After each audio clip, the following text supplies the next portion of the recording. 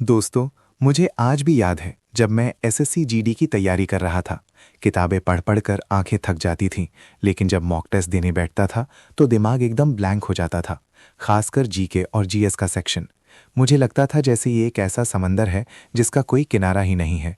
सच कहूं तो मुझे कई बार अपनी बात कहने में डर लगता था और एग्जाम के प्रेशर में मैं पढ़े हुए शब्द तक भूल जाता था।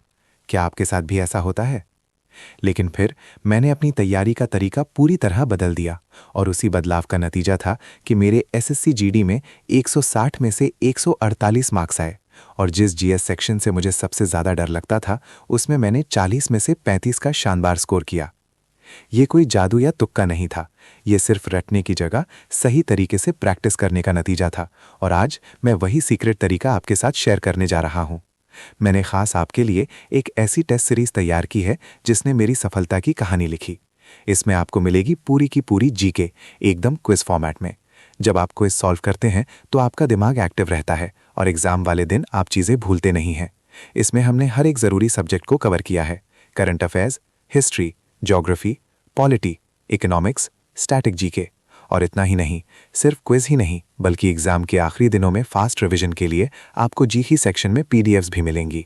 आप अपनी सहूलियत के हिसाब से सब्जेक्ट वाइज टेस्ट देकर अपने कमज़ोर टॉपिक्स को सुधार सकते हैं या फिर मिक्स टेस्ट देकर अपनी असली परीक्षा की तैयारी चेक कर सकते हैं।